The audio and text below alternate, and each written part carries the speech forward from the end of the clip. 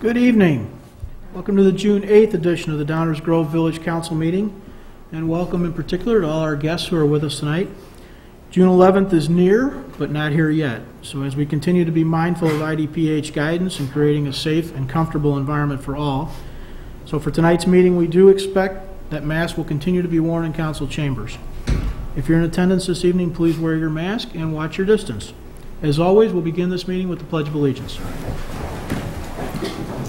I pledge allegiance to the flag of the United States of America and to the republic for which it stands, one nation, under God, indivisible, with liberty and justice for all.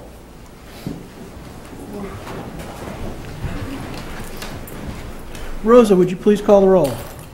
Mayor Barnett, Here. Commissioner Jose, Commissioner Wallace, Here. Commissioner Sadowski-Fugit, Here. Commissioner Colavani, Here. Commissioner Gilmartin, Here. Commissioner Glover. Here. Mr. Jose will not be joining us tonight. Item 3 on our agenda tonight, we have a proclamation concerning Garden Week. Whereas gardeners work to preserve our country's traditional spirit of independence and initiative through innovation and hard work, and whereas gardening furnishes a challenging and productive activity for our citizens, for those just learning, as well as those having years' experience. And whereas gardening is a universal activity that bridges social, ethnic, cultural, and economic boundaries, and which promotes a healthy lifestyle, helps reduce stress from other areas of our life, teaches that rewards are not often instant and can come from diligent efforts, and is an activity that can last a lifetime.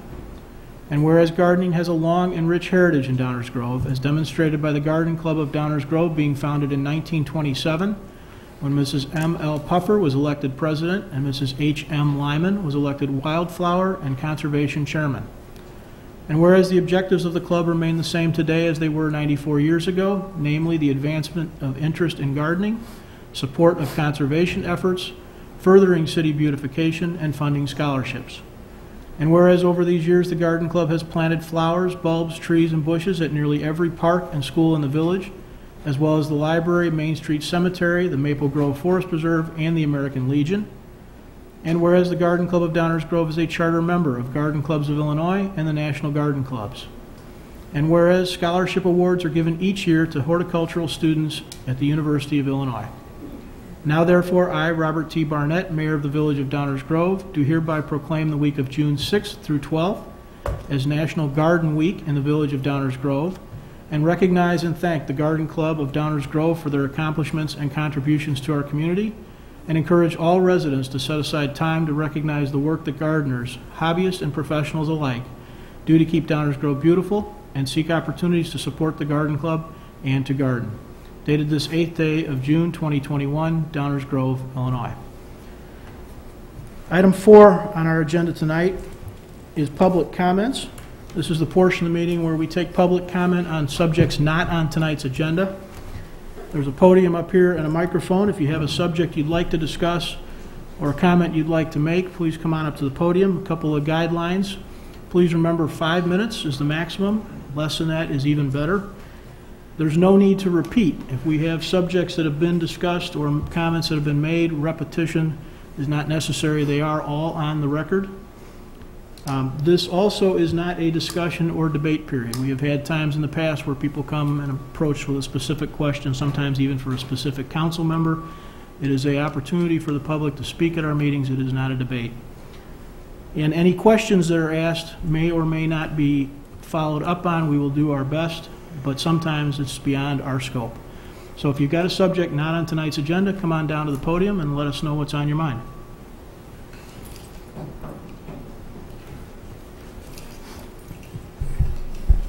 I don't believe the LGBT Pride Month is on the agenda, correct? Correct. Okay. Good evening. I'm here to offer some comments on the council's decision to celebrate LGBT Pride Month, and I'd like to ask a few rhetorical questions about it. Are we supposed to celebrate the fact that the male homosexual HIV AIDS rate is 40 to 50 times the heterosexual HIV AIDS rate?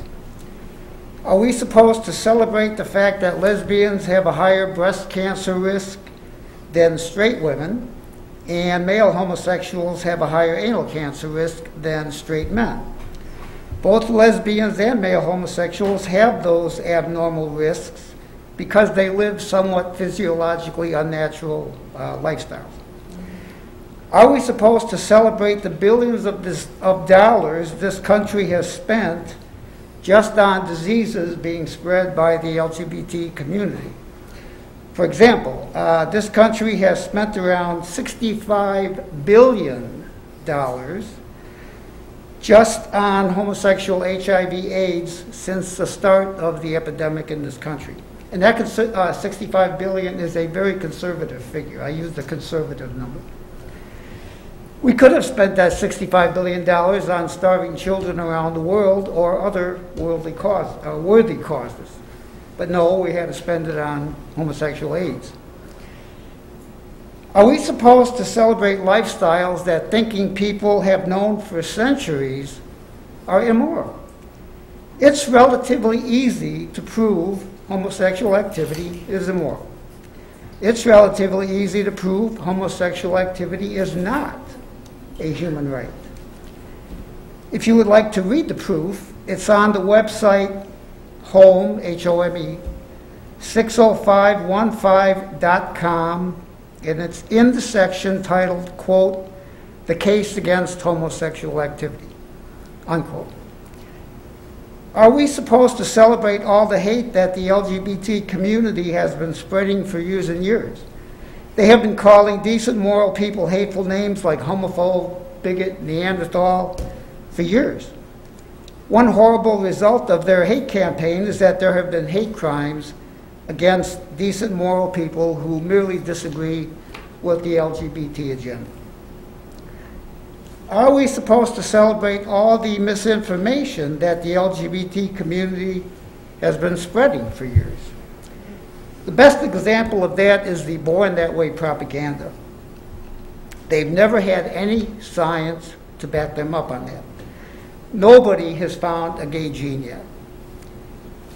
There was a recent study in 2019 described as the quote, the largest of its kind. They analyzed the entire genomes of 470,000 people looking for gay genes. They didn't find it. What they found, the genetic differences between homosexuals and straight people that they found were so minor that they concluded that the genetic influence on homosexuality is, quote, considerably less than 1%, unquote. Most of the influences is non-genetic factors like the environment, etc. Let me interrupt you for a second. You got 30 seconds. Really? Yep, really. I got to skip a paragraph. Or two would be fine. Pardon me? Or two. Keep going. I couldn't. Keep going. Could I read two paragraphs? Quickly. All right. One serious consequence of the LGBT community's campaign is that they are, of all the disinformation that they are spreading in their campaign, is that they have contributed to the suicide problem in the LGBT community. When people find out a lot of what they fervently believe is nonsense, some of them may not be able to handle that, and they may become very depressed. I find out, I've spoken to a lot of them, and believe me, that can happen. You got to wrap it up. Okay. I have a lot more comments I could have made if I had more time. I would be willing to engage in a debate with anybody who wants to represent the LGBT community. I think you would find that debate very illuminating, because I would be able to point out flaws. I debate this routinely all the time. I can point out flaws in all the arguments that they use. Okay. All right, so to wrap it up, Please do. I think you could understand why a lot of people in Downers Grove may be offended by your decision to celebrate what some consider an immoral lifestyle. Okay. Thank you. Everybody, please remember this is not a debate period. And one of the challenges in any organization that serves the public is trying to give the public plenty of opportunity to speak, and there are dissenting opinions. There are dissenting opinions up here as well. So anybody else who would like to comment on subjects not on tonight's agenda, please come on down to the podium. Hi. Papers delivered, anybody's been following me. I found out that I think I increased your YouTube site a little bit with a couple of hits, with a couple of towns outside of Downers Grove. We were pretty impressed. I have a challenge. I was given the opportunity to do a carnival because somebody that I was working with to promote before the virus had a cancellation. And so what I've been working really hard for the last 5 days to try to find a site. I talked to a lot of realtors, I talked to a lot of fairgrounds, and during talking to them, I came to the conclusion that this isn't about my not-for-profit. This isn't about Dive Heart.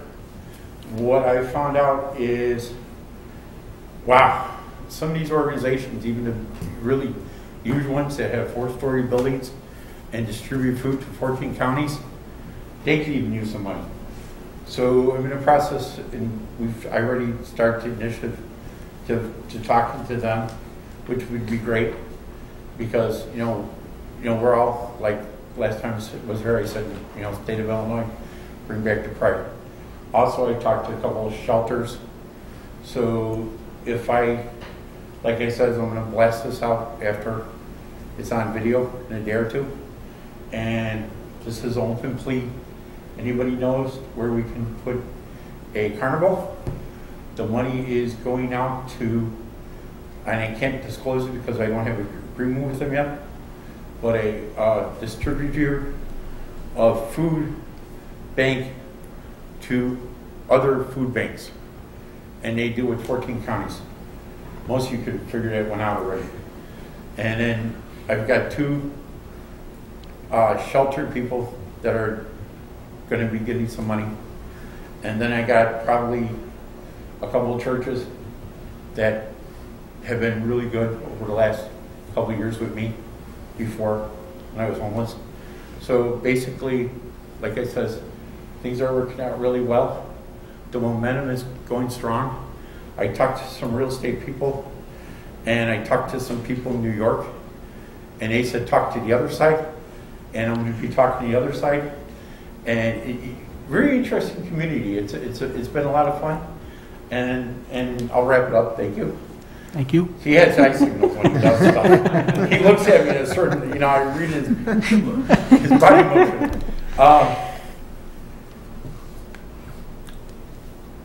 This has been a life experience, an emotional roller coaster, because I have touched so many different people in different societies, in different communities, and different attitudes, good, bad, and ugly.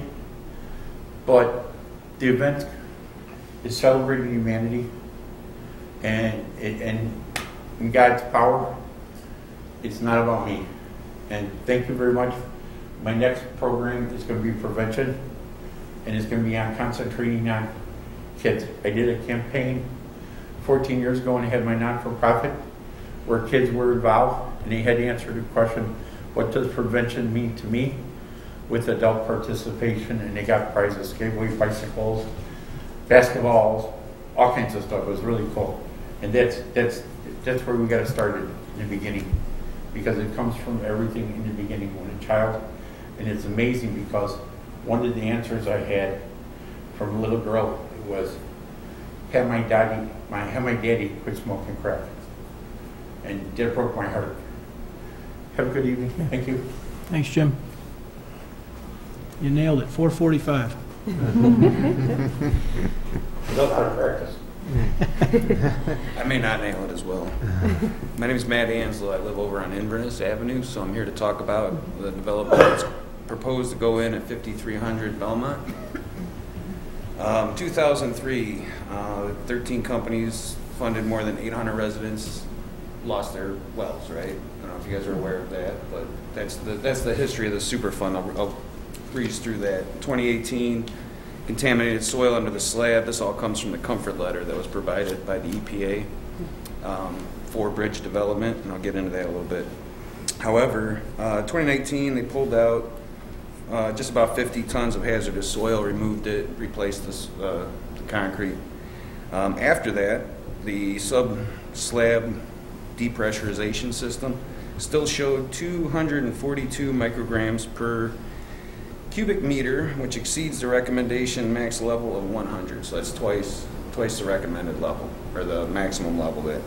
So the EPA remains concerned that TCE contaminated soil is still present. TCE could be exposed and released during excavation. EPA, at a minimum, this is all right out of their comfort letter, recommends that the client develop a soil waste management plan and provide it for the agency to review prior to any excavation activities. Now, bear in mind, this is gardening week, right? So this is a soil issue that many of us are concerned about. Obviously, we live close, water runoff. Okay, fast forward to this year. On March 4th, Bridge Development, through their TerraTech company, sends an EPA an email, a 279-page soil management plan, and asks for approval by March 15th. Now, it's a 279-page document, and they want approval in 10 days, right? So they can make the deal or not. That's basically what the letter says. Actually, I have it if anybody would like to see it. It's saying we need to know by the March 15th. They want restricted occupancy at 24-hour basis removed and public access removed out of the environmental covenant. Keep that in mind. And it also states that modifications to these restrictions are important considerations for the end user. So they already have an end user for this building in mind. They know who it's going to be. All right. On March 23rd, the EPA responds with a letter and a soil management plan rebuttal to what they brought up. Let's see if I have time to get through any of that. About halfway there, Matt. Yeah, I know. I got my timer going. I'm sorry. Try to be quick. There's a lot of information. I don't know if you guys have had a chance to review this in depth. It's very it's an EPA Superfund site, right? So the EPA says this submittal is also included in a copy, blah, blah, blah, phase 2's, I'm sorry. They find out that Tetra Tech or Bridge Development had a bunch of tests done in December, 7th through the 9th. They went and bored a bunch of holes, did a bunch of testing, found a bunch more contaminants in the soil, not under the building slab, but throughout the site. Okay, keep that in mind. Where they're proposing to put the retention pond, that's contaminated. So the EPA basically tells them that the comfort letter was not really in good faith because they didn't have all the information that the bridge had at the time. And they tell them that they can do it by themselves, but that will trigger them having no liability coverage to the feds. So the EPA is basically telling them, this is what you should do, and there's 20 points to this thing. One of them being changing every word that says should, like should do these tests, to will do these tests. And this is in the soil management plan.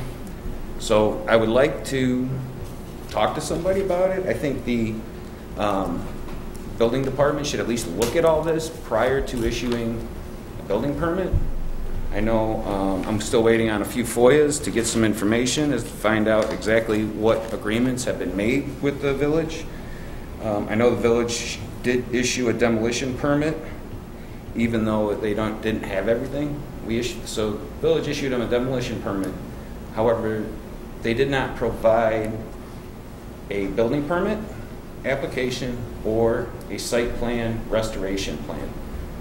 And right in the village code, it says those two things need to be put in prior to getting a demolition permit. So I'm wondering how they got a demolition permit. Does that make sense? They didn't give the village everything that the village requires, and yet they still got a demolition permit.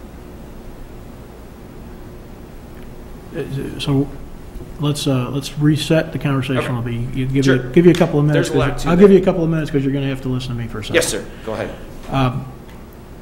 First of all, it's unlikely that anybody up here is to the T on the process of what exactly documentation is required to issue a demo permit, okay? If there was something that wasn't followed, we'll find out about it. I'm certain of that. We're issuing demo permits all over town all the time. I get that. That process is pretty routine. You made a comment which is interesting, and I'm not quarreling with it at all, that you'd like to talk to somebody because you got questions. Yes. But all of these questions are really properly directed to the EPA. Correct. That everything you've read tonight is EPA associated. They're fully aware. It's their site. They've literally managed the whole Ellsworth Industrial Park for 20-plus years, and they continue to be engaged and involved. The EPA has authority over that and could, with all the information that you've given, make any sort of decision to require any sort of activities on that site. Those environmental things related to the US EPA Superfund site are under the authority of the EPA, not the Village of Downers Grove. Well, I understand that. So the questions, so if you've got questions about any of the documents that you brought tonight, you should get them answered by all I means. have been asking questions. The village waiting on has... responses, so I'm here tonight. Hang Sorry, sir. on. Go ahead. Not a debate. Go ahead.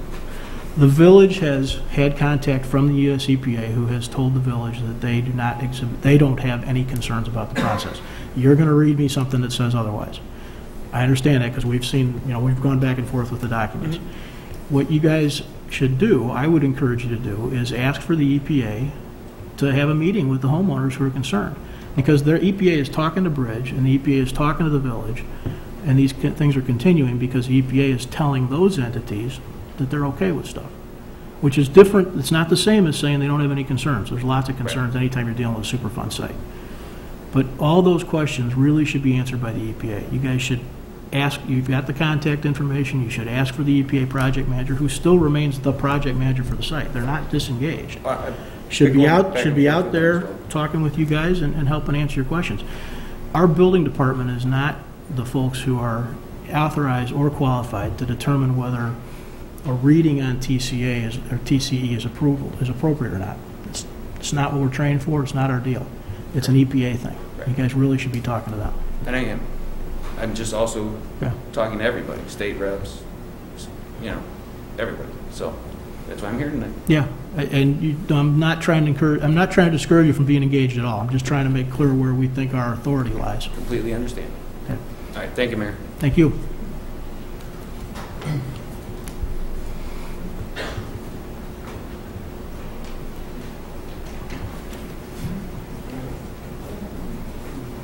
Good evening, Mayor and Council. I was here a few weeks ago, kind of along the same lines, but I think this you do have authority over, the road, Inverness, the outlet. We're just really confused and concerned. And I hope not to be redundant, and I will try to follow this outline, maybe leave a few things out, but part of the problem is we haven't gotten answers. We don't know. It's kind of just, we're flying by the seat of our pants and we're not getting communication about this. So I actually had 4 questions, which I'll start with, and maybe you can mull them around or see how you feel after I read my other issues. I'd like to know what kind of permit is required to construct a driveway out of the industrial park and to extend the driveway onto the public road.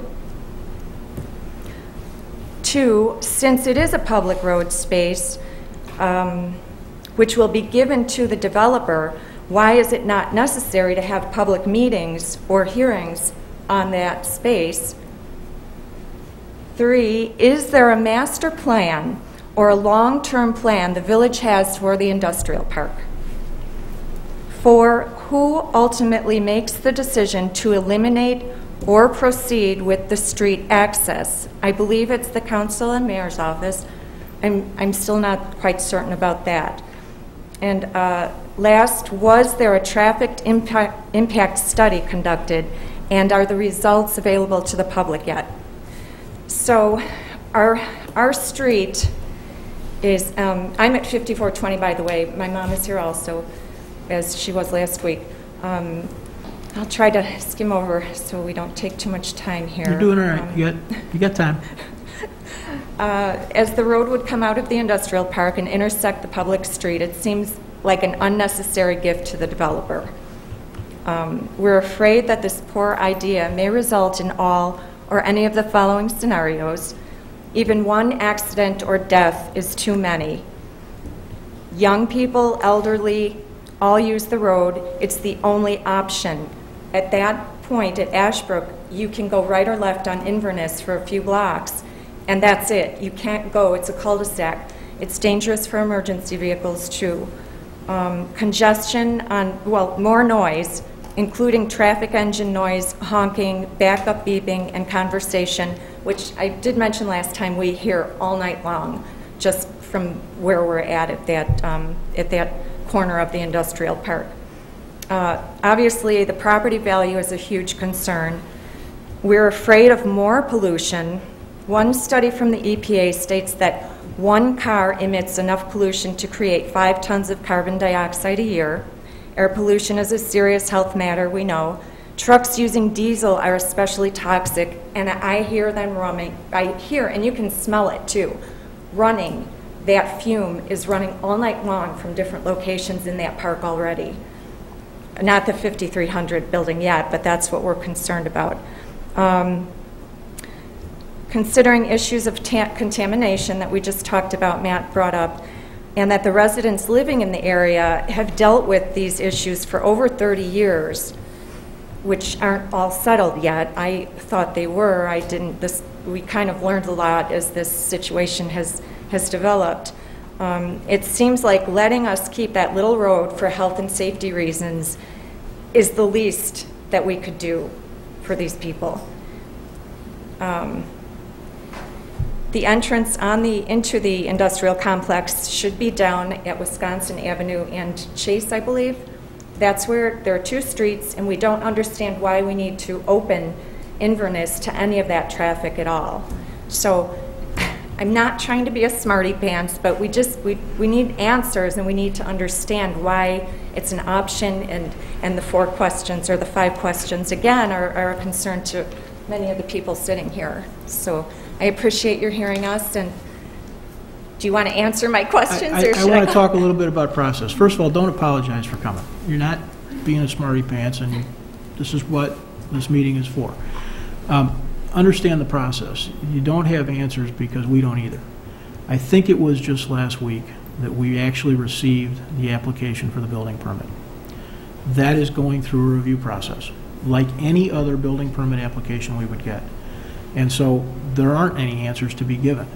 The input that folks have given us, which I'm going to oversimplify as it relates to the non-environmental stuff, has to do with the Inverness access and landscaping / tree screening that was there.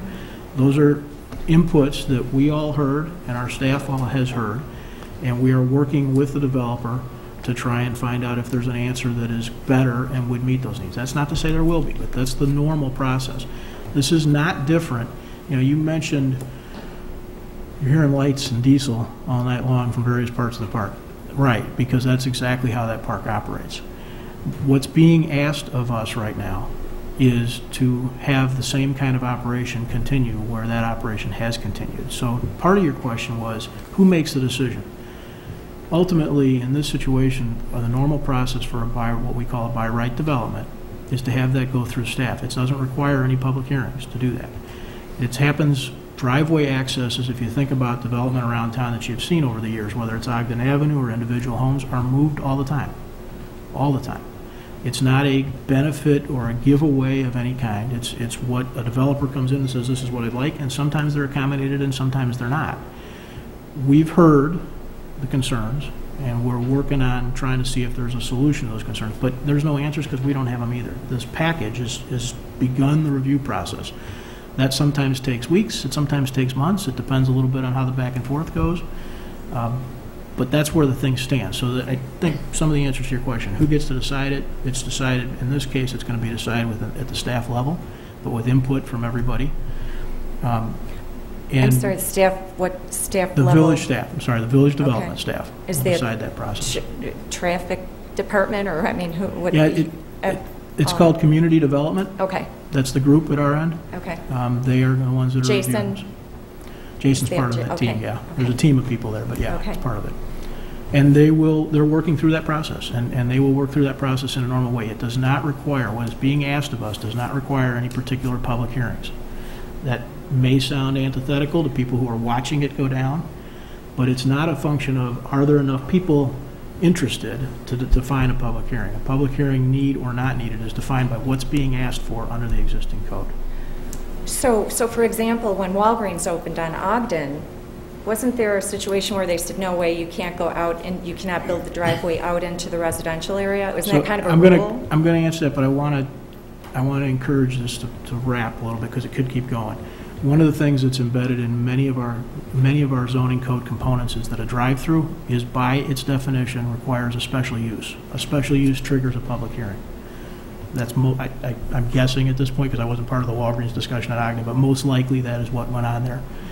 There are certain things that require what's called a special use. When those are triggered, and that's a function of what's being asked for, that's what triggers the public hearing process. I Okay, don't believe any of that's being asked for in this instance. But that's why you saw a difference in how it was handled. okay. Well, we implore you to really think this through and, do the right thing. It doesn't seem like it needs to happen. I mean, Yep, you know. we understand. Without being redundant. No, we understand. Thank you. Thank you. Any other comments on subjects not on tonight's agenda? Come on down.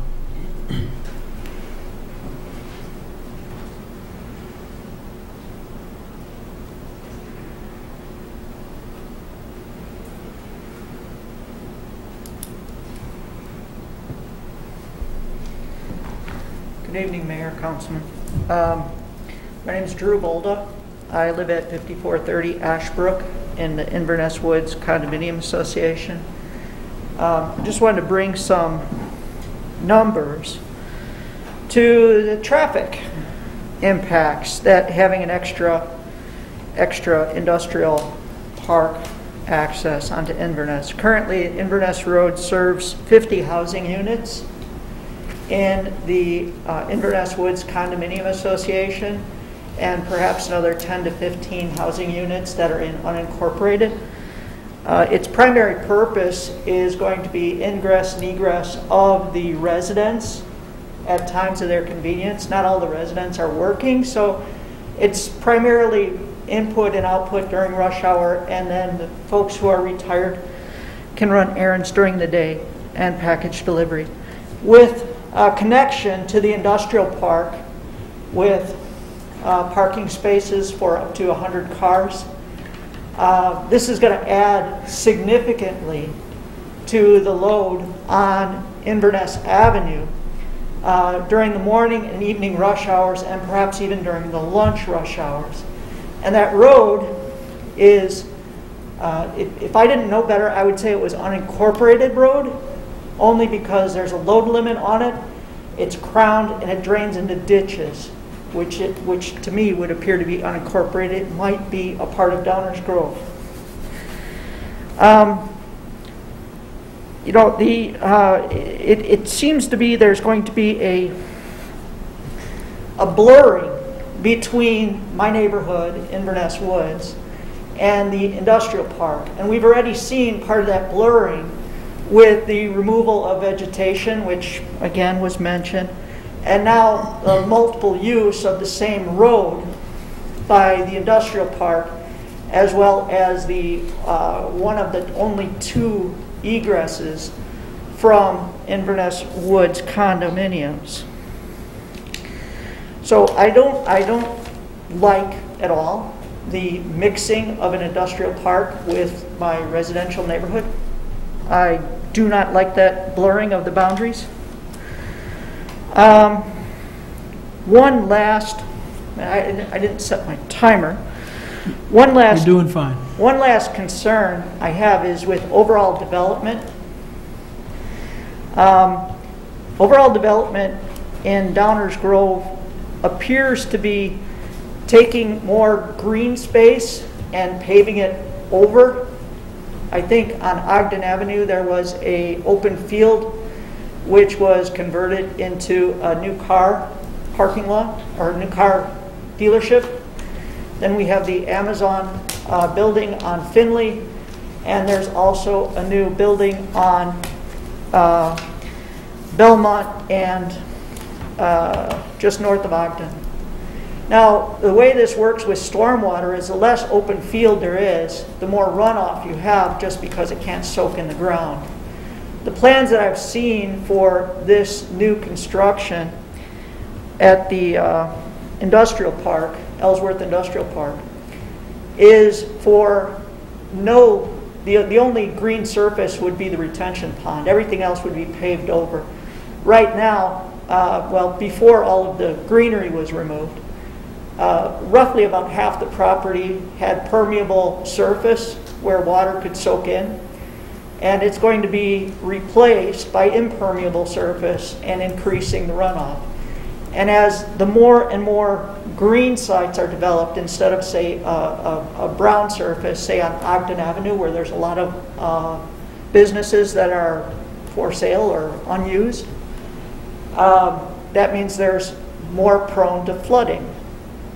Flooding has not been as big of a deal as it was when I first moved here 12 years ago, when I think we had 200-year floods in the same summer. But those are my concerns. Thank you for coming. Any others on subjects not on tonight's agenda?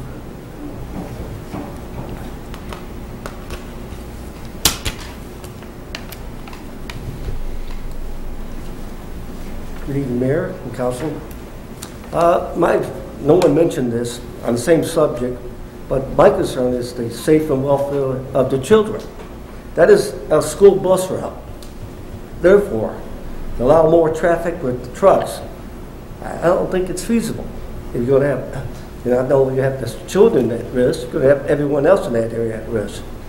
I believe the best solution is have all that traffic come down James Street onto Curtis or Wisconsin, which is really made for commercial trucks. Lomont's got that sign up there that's got only a 2-ton truck limit. So therefore, you're mixing commercial with residential, and that obviously we want the safety of both sides. I'm doing my part. I got an electric vehicle, so I don't have any pollution. Thank you. Thank you.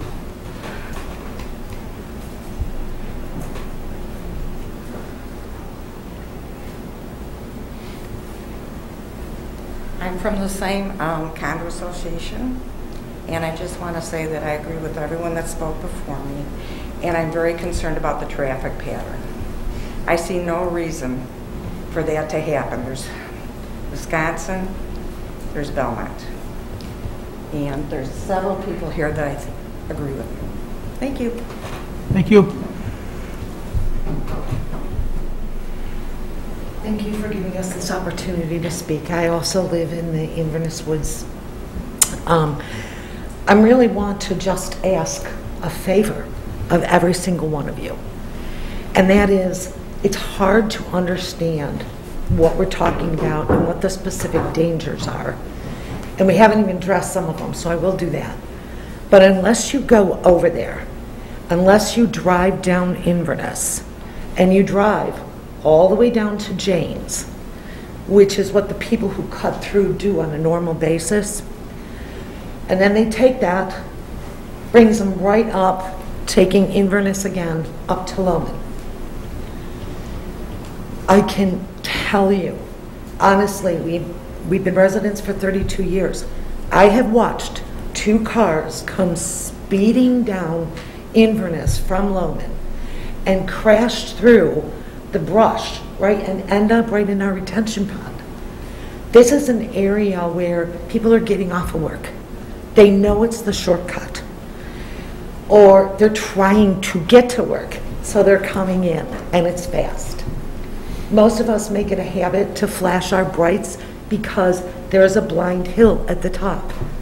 You cannot see. As we increase that traffic, the lane is very narrow.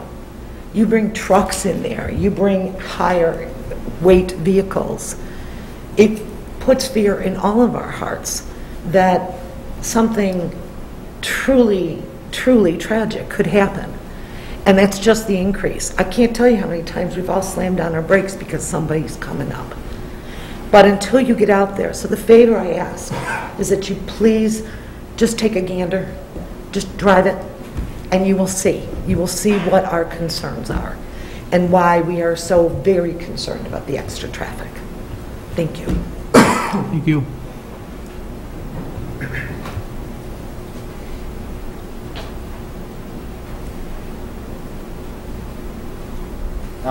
I live on 2109 Inverness, and I guess one of my main concerns is, I know you guys know there's a school that they're trying to build, like right across the street by the church, kind of open that up. And I know, I used to go to North, I just graduated, and our bus would go up Belmont, turn onto Inverness, and right at the corner is where we would get dropped off, which I'm assuming is where the entrance they want to put in is. And that's kind of like my main concern, because I know every day I'd come off and there'd be, obviously there's nothing there right now, knowing, 2, 3, 4, 5 years, there could be an entrance there where there's 100 more cars, 200 more cars coming up and down that street is concerning, especially when they're building a new school. Are we going to be building a light there for the school to have crossways, or is there going to be more signing? Or that's like my main concern. Also, speaking on Lamont Avenue, if you go down that road, you can tell it can barely fit 2 cars. It can't even fit 2 cars. Probably a car and a half. Usually when I'm ever going up there, I always have to pull off to the road, which if you go there, there's not much room to pull off, maybe like half a foot. And so you always have to pull off there. And of course, there's a blind hill at the top, which you never know if someone's going to come speeding down. And adding, I believe they said it's like 137 car park that they're going to be adding to this building. Adding that, everyone's going to take the shortcut to 355, which I'm sure most of these people aren't going to be living around here, mainly coming from the city. And so adding all those cars, they're going to want to take the shortcut, which I'm sure if this does go through, there's going to be a lot more accidents happening on that road, which is probably one of the main concerns. Thank you. Thank you.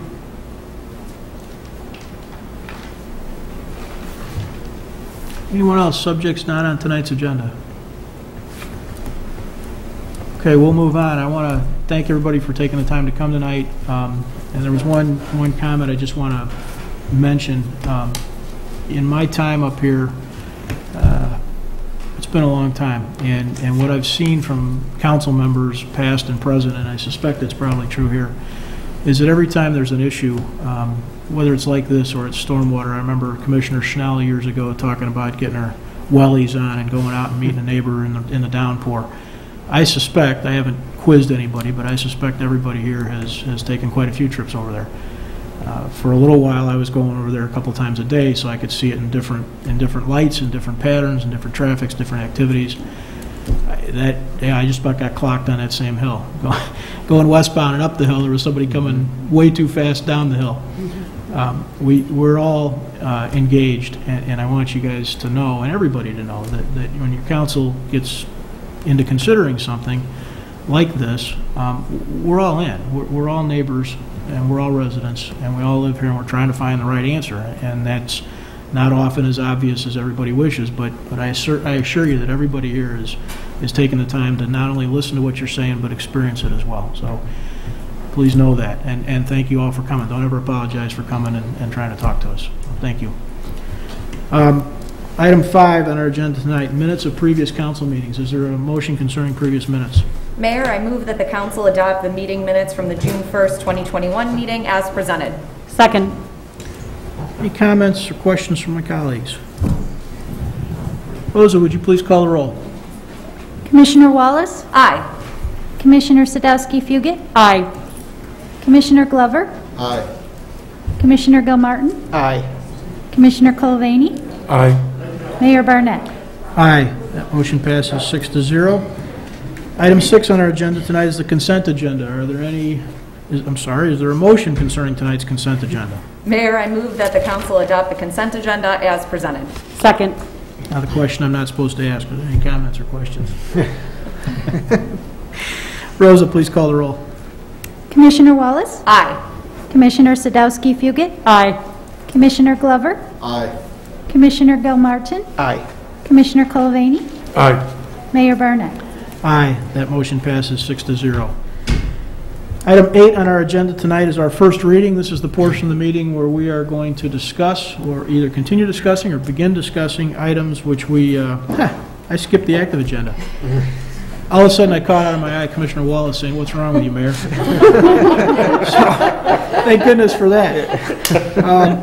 Let's start with item 7 instead of item 8. Our active agenda tonight. This is the portion of the meeting where we're going to take action on things, or we intend to take action on subjects we've talked about and discussed previously. There are several items on the active agenda tonight.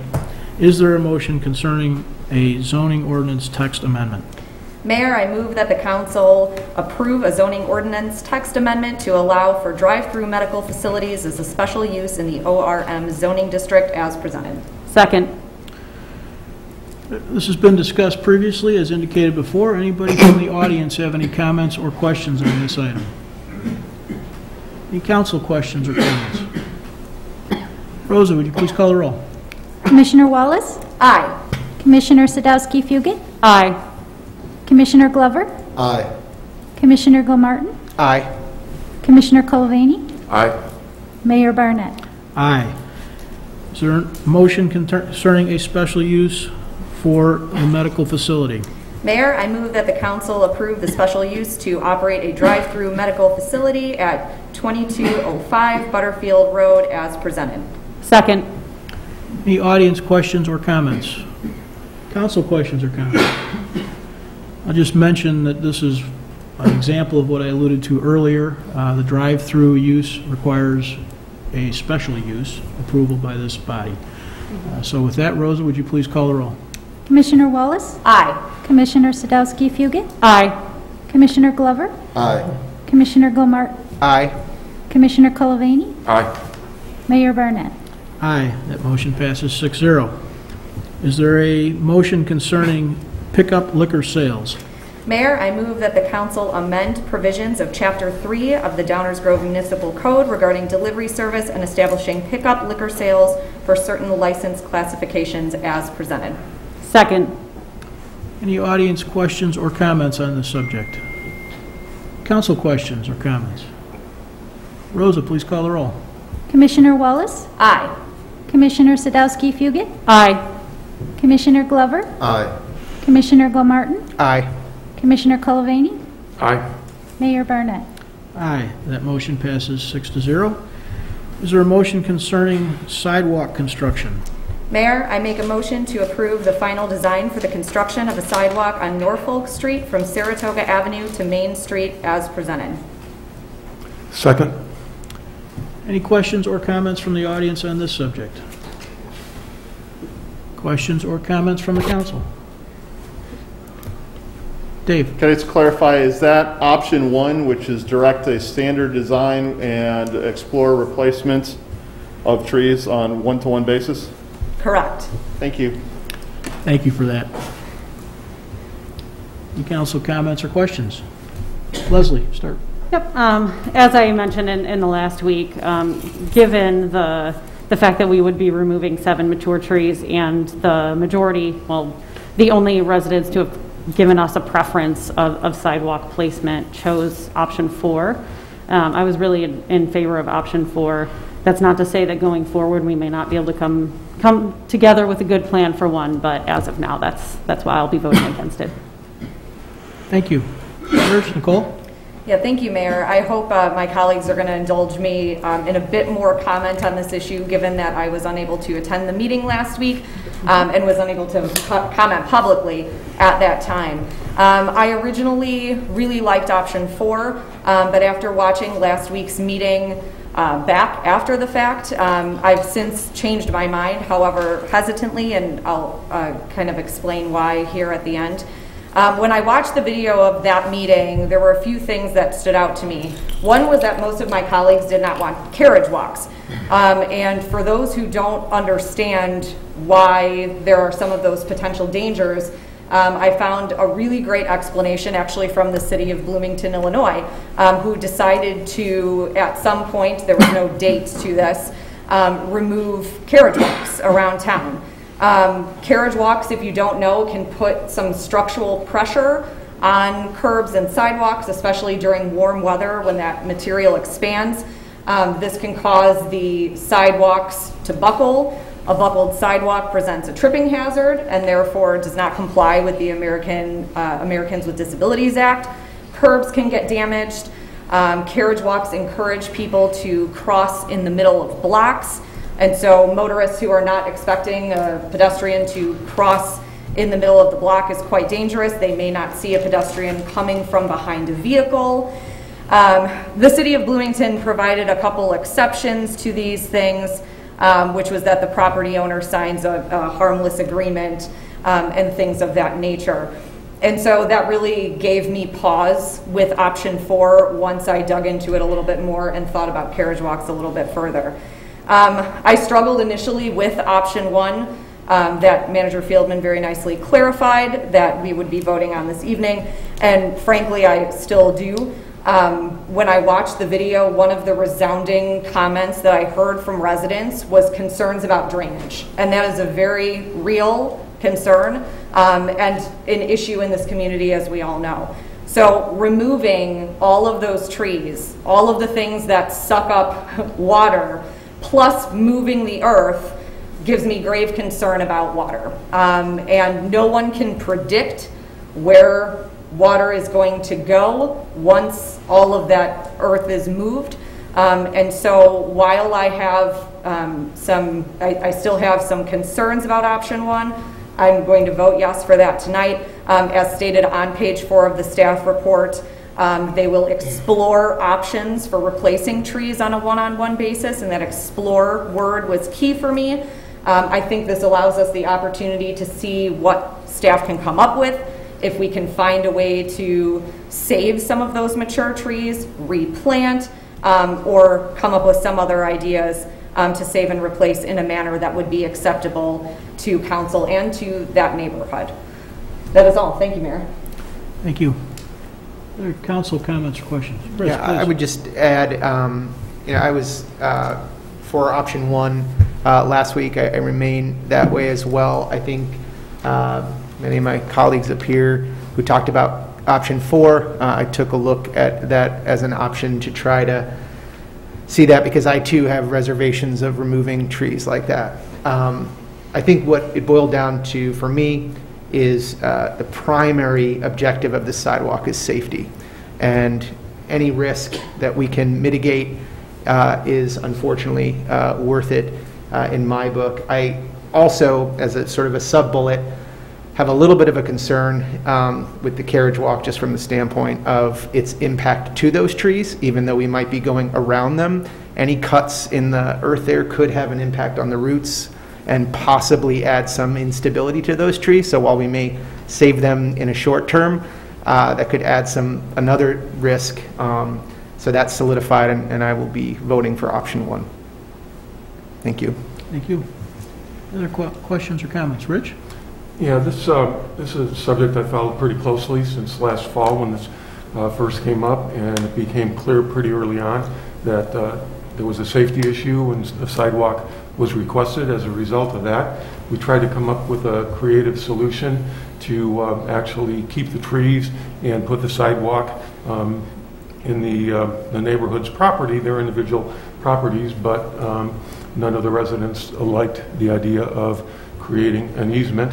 And like the other commissioners who have spoken, I've had a more serious issue with safety than that of trees.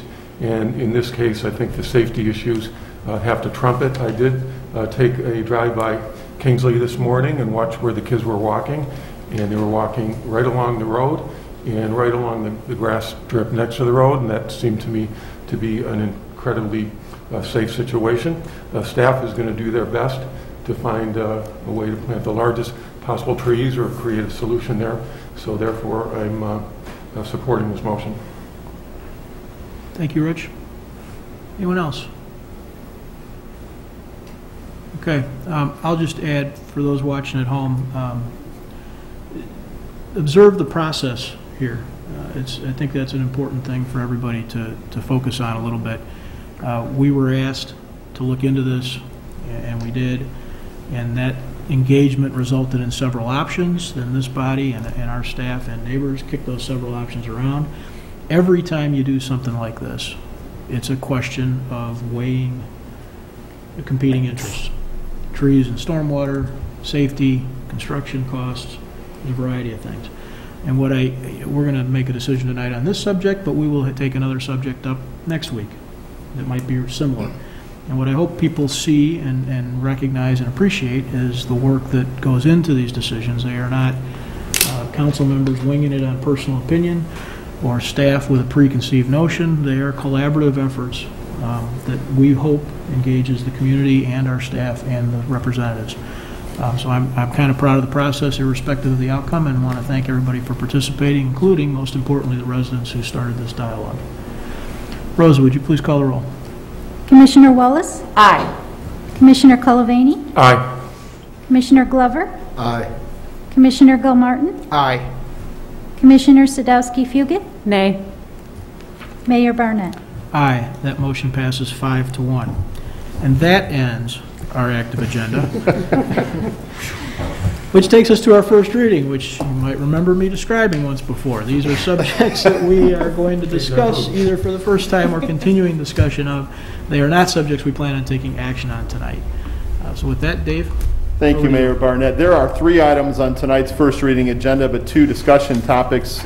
And just to keep everybody on their toes, I'm actually going to present these in a different order than they are appearing on the agenda, out of respect for Mr. Scott Termine, who is a partner at BKD. So I will be presenting item C, a resolution regarding the acceptance of our comprehensive annual financial report and audit for the fiscal year of 2020. And I'm going to turn it over to Scott Termine, a partner at BKD, who performed the audit, who is joining us by phone tonight to present the background information on this item. Scott.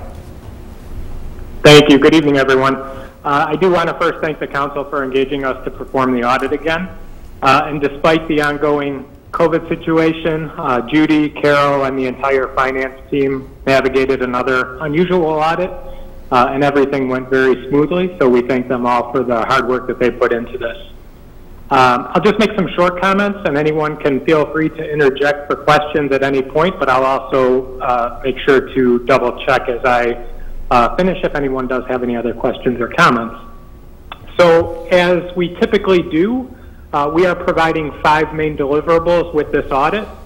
The first one is the comprehensive annual financial report. Then there are 2 TIF reports, a single audit report, and then lastly our required communication to the board on the results of the audit. And this is sometimes just generically referred to as the management letter. In each of those reports, we provide what is referred to as a clean or unmodified audit opinion. So that is the best form of opinion you can receive. And we are not reporting any significant deficiencies or material weaknesses in internal control as part of the audit. So to keep things brief, I will just highlight one item directly from the financial statements, which I think remains particularly important in the current situation as everyone continues to navigate COVID uncertainties and the effects that it will have on budgets. So I'm talking about the general fund's fund balance position, which as of 12/31/20, the unassigned amount in the general fund is at about $20.3 million, which remains at about 43% of your 2020 actual expenditures. So this does put the village at just over 5 months worth of expenditures. And if you recall from last year's discussion, there is a best practice recommendation from the Government Finance Officers Association that this is best to be kept above 2 months at a bare minimum. So you do continue to work within those parameters, and 5 months does provide a stable cushion there. Again, for 2020, with the increased federal funding from COVID, the village did exceed the $750,000 threshold of expenditures of federal awards, which triggers an additional audit requirement that we generally refer to as the single audit. This was primarily the result of roughly $2.5 million in spending on coronavirus relief funds that were passed through from DuPage County. So a separate report is issued for the single audit, as I mentioned at the start, and again, this report also had clean opinions and no findings were noted in that. I'll remind everyone that the Governmental Accounting Standards Board, or GASB, has been very active with new standards lately. So within the notes to the financial statements, footnote 15 includes several new GASB standards that will impact the village over the next few years. There were 2 new standards that were adopted in this 2020 audit, which were highlighted in the audit opinion and are also noted in footnote 14 to the financial statements. But there are certainly more to come. So the finance department is certainly familiar with these standards, but perhaps the most significant one that will hit the village next will be the new lease accounting standard, which will be adopted for the year 2022. So with that, I'll just pause to see if anyone has any questions or comments. I'd be glad to address any of those or provide any further clarification you may want. Any questions from the council? Any questions? No further questions? Okay. Go ahead and continue, Scott. Scott, can you hear me? If no questions, then I just thank you for your time and attention and wish everyone a good evening. Thank you, and thanks for taking the time to sort of out of your evening to be part of our meeting. We appreciate it. No problem. Thank you very much. I too want to add our thanks to BKD for completing the audit. It is a pleasure to work with them in this role, and a special thank you to our entire finance department for their continued excellent performance and stewardship of public resources. Truly the best of the best. Thank you, Judy, and the whole team. With that, we'll go back and present items A and B on our first reading agenda. Both of them have to do with a continued discussion about downtown design review. And here to provide additional background information on this discussion is our Community Development Director, Stan Popovich. Thank you, Manager Fieldman. Good evening, Mayor and Council members. As Manager Fieldman noted, this item we discussed at the May 18th Village Council meeting. We had some additional information that was requested of us to provide. We'll start off with staff has developed 3 potential options moving forward with the design and the review and approval process. The first option would be to direct staff to maintain the current process. A second option would be to direct staff to prepare text amendments for those projects listed on the screen here: new window and door opening, facade renovations, additions that are visible from the street or an alley. I see I spelled alley wrong, my apologies. New multifamily and new commercial. And then alley will appear also spelled wrong in this slide, so I apologize about that even further. But option 3 removes the new window and door opening, so it would be a text amendments for facade renovations, additions, new multifamily, new commercial, and I will make sure to spell check before I present next week. So the first question that we had was facade renovation and what would that entail. So staff came up with an idea for a facade renovation. This is just staff kicking it around. Obviously, if this were to move forward, we'd have to work through the formal process to define a definition. So the definition that staff came up with was architectural work that requires a permit and includes any combination of 2 or more of these improvements. So that would be changes to exterior materials that currently requires a permit under the village's existing building codes, expansion, removal, or addition of window or door openings, changes to the roof line or parapet, and a change in building height. So that was a conceptual definition of facade renovation that we could use as a jumping off point to have further discussions. But we're always open to more discussion on the definitions of that. The next item that was discussed at the last meeting was to take a look at how these new design guidelines might impact potential projects downtown that happen. So Staff is going to look at 3 existing buildings in the downtown. We're going to sort of go over with you what staff would look for and what we would use as an initial assessment. And then we would use that initial assessment to work with the property owner or the applicant to go move into compliance. There are 10 sections of the design guidelines. Sections 1, 2, and 10 are more background on how to use the document in a glossary, so we really don't talk about those sections.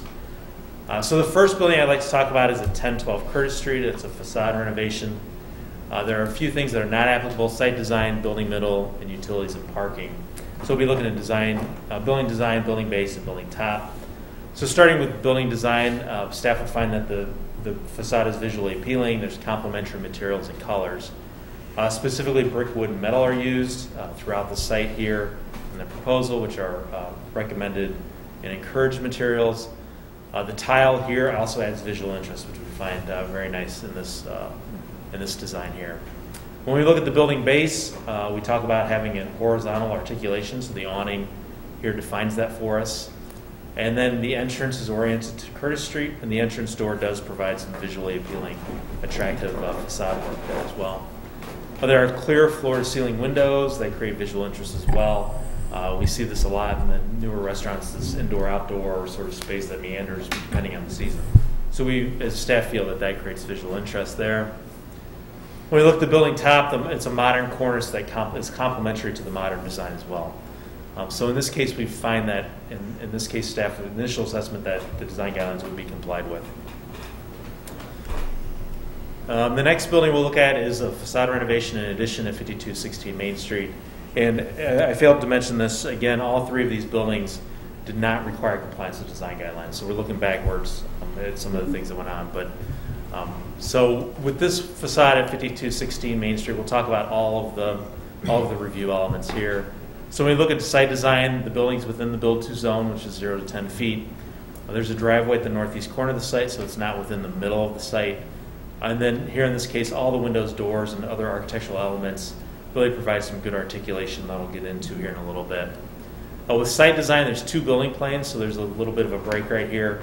We can see that in another picture here coming up. So it's 2 building planes, so it's not all one plane. And then the second story is setback as well, so that helps with the building plane and the massing. With regard to building design, it's visually appealing. There's complementary materials. Again, we see brick and metal here at this location, which are encouraged materials. We see a corner window here, which really plays to the corner element of this building, that it really draws your attention to this corner and the prevalency of this corner. We see protruding lights. I believe these might be some gooseneck lighting here. There's 2 over each of the doors there, so that again adds some visual interest to the building. And then we have a little cornice feature here between the first floor and second floor as well. When we look at the building base, there's large storefront windows on the east and north facades, and the entrances here are off to Main Street as well. The stone base on Curtis adds some on Grove Street adds some visual interest as well. And then again, there's a horizontal expression with the brick that separates the first floor from the second floor. And we also see knee walls that have been added around the storefront windows as well, which we call out for as well. In this case, one item that staff would identify as needing to be fixed or taken care of would be to provide clear glass on the north facade here. So this is reflective. I don't know if it's reflective glass or reflective material. And so we would point out that we would want clear glass on this facade as well. We'll move on to the building middle and top. So as I mentioned earlier, the second floor is set back. There's windows all throughout the second floor, which creates visual interest. And then the second floor terrace does add some interest as well, with the railing up there, that location as well.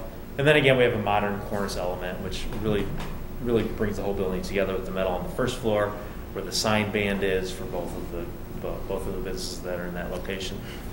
When we look at utilities and parking, this is the entrance at the northeast corner.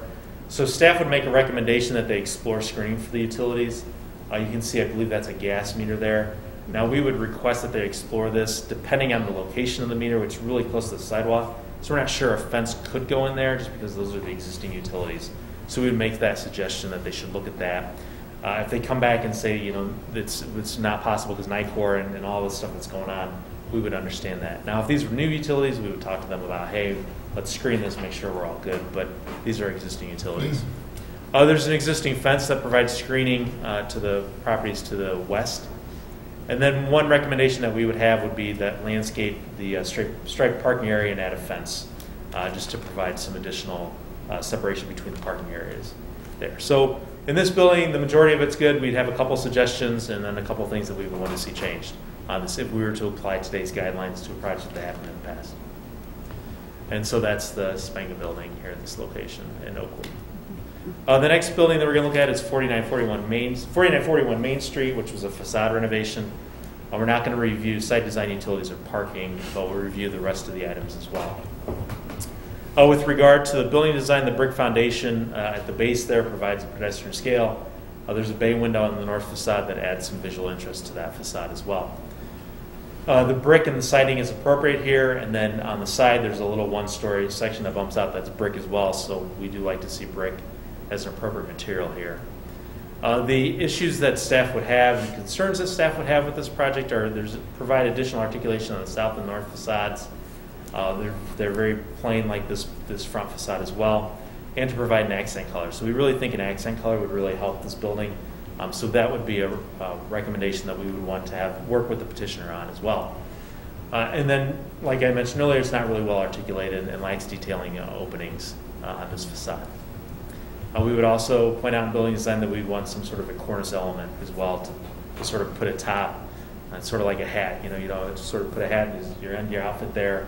It's a good break between the building and the sky as well. Nice cornice element.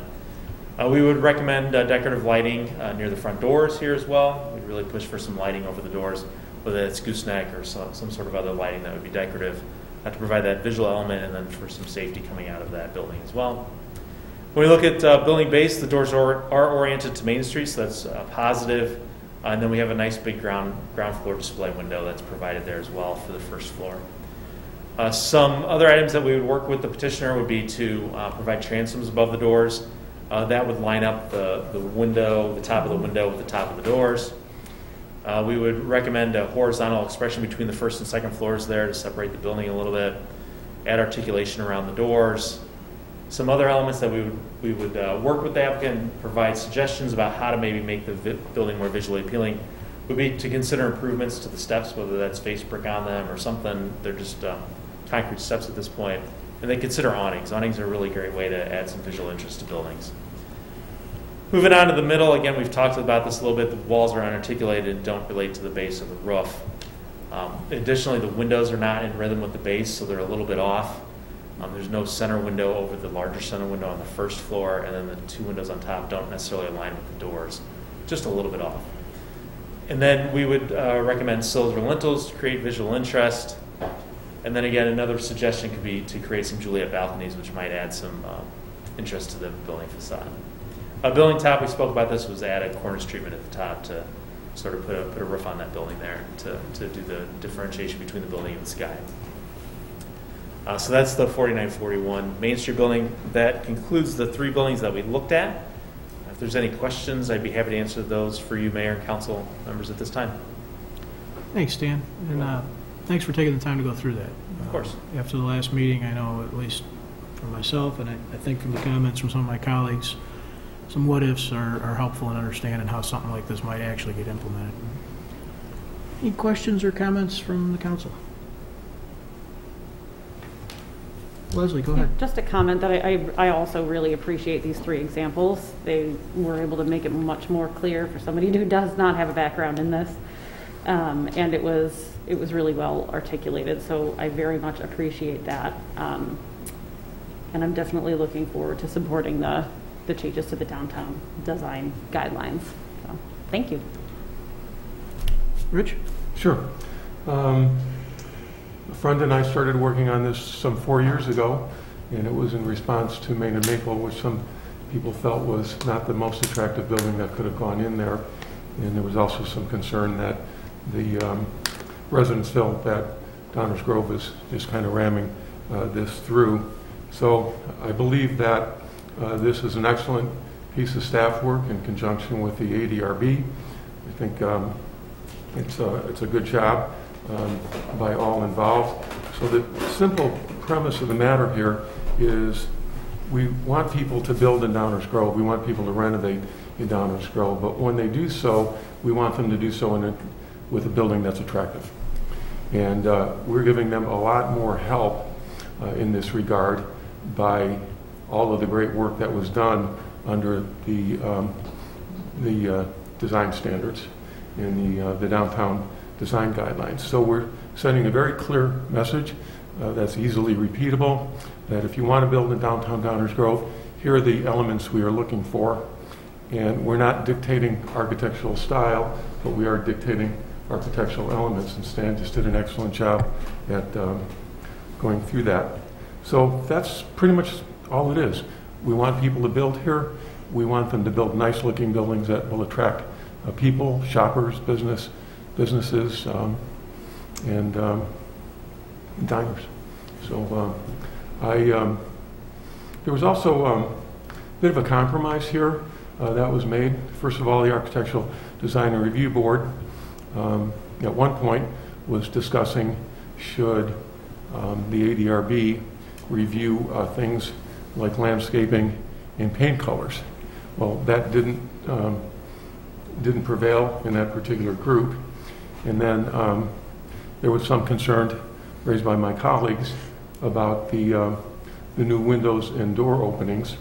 So in the under making a compromise, I'm willing to eliminate those items and feel comfortable with option 3, with the understanding that if we screw this up, that this council would be willing to take another look at this in the near future. So that's my position on that. Thanks, Rich. Anyone else want to weigh in? Nicole, please. Thank you, Mayor. I just want to thank staff for the immense amount of work that went into this. Immense. I'm not sure that covers it, but greatly appreciated. Thank you for clarifying the very general facade renovation question that I had a couple meetings ago. That was incredibly helpful. I tend to agree with Commissioner Colavani. I think option 3 is a really great compromise given some of the conversations that I've heard up here. I look forward to having a little bit more of a process when it comes to people either coming into our community or trying to do renovations who are already here. Thank you, Mayor. Thank you. Chris, please. Yeah, I definitely want to echo the hard work put into the guidelines themselves, as well as the additional exercise that we asked for. I think it gave us a purview into what the process might look like. So thank you and staff for that. I think the guidelines make a ton of sense and seem like we have a lot of consensus on the guidelines themselves as a new standard, which is good. My concern continues to be the application of requirements on new businesses and new construction that don't apply to existing. We've talked a little bit about, and it boils down to something as simple as paint color that would apply to perhaps someone who's doing a new facade versus someone who may be painting a different building. So while I can respect and look to these guidelines as all of the things that were pointed out as things that I would agree with, I'm not sure pushing them to be regulations or requirements is the right path from my perspective. I heard as you were kind of walking through this, Stan, talking about we would encourage, we would recommend. Those are the kinds of things that I think make sense, and I think those folks who are looking to build here or develop here, I think would take to heart, knowing they were coming in to be a part of our village. To put restrictions on that feels a bit of an overreach for me. Thank you, Mayor. Thank you. Danny? Sure, yeah. I was a little reluctant to make things a little more restrictive on people trying to invest in our community. But I do feel like option 3 is a compromise that I think anybody can adjust to and live with. I'm in favor of moving forward with option 3. Okay. We got a few questions. We're workshop mode, so let me ask a couple questions and we'll continue the dialogue. We've got additional options behind 1, 2, and 3, right? There's 4A, 4B, and 4C. So just don't lose track of that, I guess. Dave, we touched on this before, but I'd like to just ask the question for the benefit of everybody else. If someone is in, the concept of substantial compliance is one that's used in a lot of instances. If someone is in substantial compliance, what is the benefit as the ADRB described it, or as our planning team would evaluate it in going through the ADRB? In other words, why couldn't we just say, like many other things, staff is going to make a decision based on a set of drawings that there is or is not substantial compliance? Yeah, so in most areas of by right development regulations, we are applying codes that are very objective. The setback shall be X feet, the height of the building shall be X feet. And we as staff can clearly determine compliance with those objective measures, and they're not really up for debate. The very nature of the application of these concepts has a high degree of subjectivity. And so while these draft documents are very clear and clearly articulate what we're looking for, it's highly likely that a group of different people would have a different conclusion as to whether something complies or not. And so the concern is if staff is charged with applying a set of regulations that are regulations and not recommendations, it's possible that we as a staff would deny a permit that most or some in the community would expect to be issued, or approve development that may not meet the community expectations. When question on that, we would be subject to sort of a high degree of subjectivity. So the value of an ADRB, a 7-member board or any board, is to put a group of people to apply the standards based on staff's analysis and recommendation, just to make sure that there's a public process so people can demonstrate how that went, and we get a perspective that is outside of staff's purview. If it's recommendations only, staff clearly, you saw Stan and his team what they're capable of. In good hands, we've been doing that for over a decade. But if it shifts to requirements, we would prefer that a board actually make that decision. Thanks for the clarification. That's one of the things that is, that subjectivity is one of the things that I'm still really struggling with. I've struggled with this for the entire conversation since it initially came up. There are pieces of the work product. Everybody referred to the good work that's done by staff. It's also true of ADRB. And the design guidelines, I think as Chris mentioned, there seems to be a lot of consensus that everybody's nodding their head. That in itself is a big improvement. It's a review that was probably overdue, and I think has produced an excellent product. I'm still concerned with adding additional requirements beyond those that we already have. One of the possible choices here is to allow the process to remain, add the new design guidelines, and see what happens. When this first came forward, one of the appealing components to me was to, and I think, Rich, you described it early on, and then again tonight, with public being, feeling like stuff just sort of happens without their knowledge or without their input. And those are tough to balance, right? Because if something's subjective, how do you get input from the public on a private property piece? That's a sticky wicket. But one of the things that I remember talking about when we first talked about assigning this project to staff was that, in my mind, revisiting the process to see if there were opportunities to make adjustments that would help that aspect. The, oh my gosh, I can't believe this is happening. How did this happen? Why didn't I know about it? Because I think that under any set of circumstances is a worthy goal. The less surprised the public is about work that's going on, the better. And what came out of this largely was to keep that process as is. I don't think that was wasted time. I mean, that was thought through by a lot of people through this work process to determine both the ADRB and our staff whether or not the process needed revision. I'm glad to hear that, frankly. It makes me feel good about the work that's been done. And so that takes me to, I keep trying to figure out what I'm trying to fix. And I'm still struggling with that. I'm really struggling with that because of the subjective nature of this. Stan went through those lists and made a lot of comments about we would suggest, or we would think this might be, or encourage, and that, you know, that's what we do all day, every day on a lot of stuff. We did that like crazy with the DMG building. But that's right now still about as far as I'm feeling good about taking it, as opposed to requirements. So we're not deciding tonight, and I suspect that we'll all be continuing to think about this thing. And if anybody's got any additional questions, I think Leslie, you were wanting to jump in again. Please do. Yeah, I wanted to wait. I just want to hear a little bit more of the conversation before I discuss some of the options. In my mind, in advance, option 3 seemed like the best compromise, and after hearing a lot of the conversation, I'm still leaning towards that one.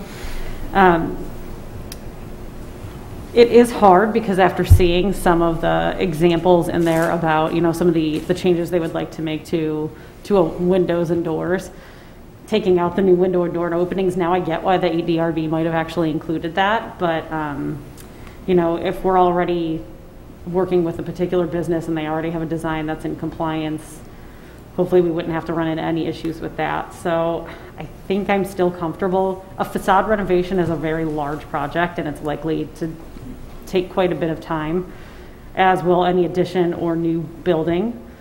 So in a dream world, hopefully this would not be a serious hindrance to the development of business in the area, and it would at least kind of shore up some of those design issues that we've seen kind of pass through. So I'm still leaning towards option 3, but I'm looking forward to having more conversation. Thank you. Rich, please. Yeah, just an additional comment. You did a great example of explaining 4941 Main Street. Under our current operations and our building codes, every building, new building in Downers Grove could end up looking like that. Main and Maple could have ended up looking like that. And I believe in property rights. We had a situation with the developer of Main and Maple. Is they came into town, they complained at how expensive the land was and why they couldn't make other improvements to the building. They also complained that they had spent some $115,000 in plans in 6 months in engineering. And so within a very short period of time, they built that building. They rented it out completely. And within 2 years, they sold it for $46 million, and they left Downers Grove. You know, hopefully they'll come back and build another building that's better looking, but they may not. And we're left looking at that for the next 75 years. We may be looking at that for the next 75 or 100 years. So I think, you know, even though we don't own that property, we did own part of the property for Main and Maple, we invest a lot in taxpayers in our downtown. We invest in our special service area, and even though that gets assigned to the property owners, indirectly that gets passed on to increased rents, that gets passed on to us as a consumer, and the food that we eat and the merchandise that we buy. So all we're saying, like some 3 dozen other communities in the Chicago land area, is we want to have a chance to look at this, and these are our guidelines. And if you want to follow our guidelines, then you do well here. If you're not interested in following our guidelines, please go somewhere else. Thank you. Mayor, if I could, just point of clarification. Under our current code, any special uses and planned developments are required to comply. Main and Maple was the planned development. The council that considered it at that time determined that it did comply as a regulation. Thank you. Yeah, Chris, go ahead. Yeah. With the example that you did with Bard Cheeto, I think it was 4B, which was kind of I'm going to be pegged as the color guy, but the color was referred to as like complementary in your analysis. Is that referring to complementary and materials to the building itself, like within the building, or to the buildings that are adjacent or near it? We look at it both ways, but principally just how the design overall works. that they're complementary or creates a design aesthetic with that as well. But we also sort of looking to make sure that they're in the natural stone type look. There's some specific guidance about the hues and what we're looking for that way too. Right. And it's sort of I would say both. I mean, there's very modern design out there with blacks and whites and grays that are very design aesthetic for that. So it's all sort of a amalgamation of all of that, right? Yeah, exactly. I'm losing words. So the consideration here and the thumbs up in this case was not only that it had, which is a beautiful design in my opinion, complementary material and color within the design, but that it also complemented what was around. Because it just sort of talks about complementary colors and materials, I think, in your analysis, and I know it was an example, but we just trying to make sure that, because it's both in the recommended guidelines currently, right? It's complementary within itself and then complementary to the surrounding buildings. Correct. So we see brick in many downtown buildings. Yep. We're starting to see more wood in the downtown buildings. It's really a design is always changing, right? So but we see some of these storefront windows. We're seeing more of the metal storefronts. We're seeing more of this metal. It's a modern aesthetic. And so just making sure that that's all going to fit within the building itself, and then it still sort of fits in the downtown. Yeah. Okay. Thank you. Yeah, that's and I guess one other thing, now's the time. The glass comment you made about the Spenga building, right? Mm-hmm. What if there was a situation where that glass on that side was leveraged for privacy? That's something we could that the ADRB in this case, as proposed, would have to talk about. Okay. That way. So there are cases where there's privacy, or there's cases where you just, like in this instance on the right-hand side, that's an exit stairwell, so you can't have windows in that. So there are certain building code requirements that we wouldn't necessarily have to meet, but we'd have to work through that with the ADRB and understand that. And the petitioner could make their case in terms of why they can't accomplish something that was being requested. And that exception that the petitioner would make would be considered by the review board, even if it was against, if we were to make these requirements, if we were to make these guidelines requirements. Correct, because I think there's an overall, we don't want to come up with a point system that you have to have 7 out of 10 points, but I think in the overall design aesthetic they could take that in consideration. And to Dave's point earlier, that's why we would have a board of 7 members to sort of hash it out and decide, we agree, we don't agree. And I think now we're getting into very much the detailed drafting of an actual ordinance. What is the standard? Is it substantial compliance with all of the regulations? And does the ordinance say you have to meet every single line item in the ordinance? Those are the things that, if directed, we'll come back to you with more information in an ordinance form. But theoretically, some wiggle room could be baked into the ordinance. Yes. And then from a process standpoint, this will have to go before the Plan Commission as a text amendment, correct? Correct. As currently laid out, it would be a text amendment to the zoning ordinance. So we would prepare those text amendments, work through the Plan Commission, and then come back to the council. So the Plan Commission would make the recommendation, come before the Village Council for the final approval. Correct. And this kind of brings up the point of, in some of these cases, why we want human beings to look at issues. Like, for instance, if somebody wants to do something as simple as landmark their home, they need to go before the Architectural Design Review Board. And if they want to get a certificate of COA for making a modification to it, once again, they want human beings to take a look at it. People who live in the community. In the case of the ADRB, they have specific requirements, including having 2 architects. Wouldn't that be pretty different, though, from an approach? I mean, if you're going to landmark your building, you're voluntarily choosing to add restrictions. So when you further have to come and get a certificate of compliance with a change, that's an extension of the additional restrictions you asked for. It seems a little bit reverse sort of. Well, You're exactly right about the process, to be sure. Right. It's an example of why they want human beings to intervene on the subjective matters. There are council comments for the moment. I'm going to ask the audience if they got anything. Actually, one more.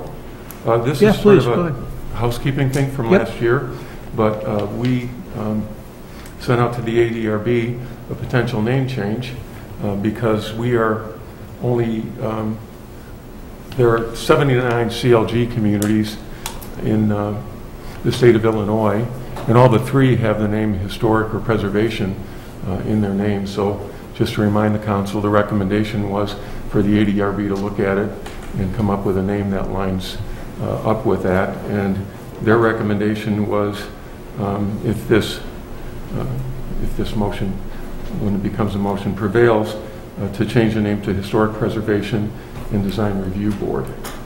So I don't know if we have to modify the motion to do that, or just... That was a separate action that was considered by the ADRB several months ago. It's just on hold.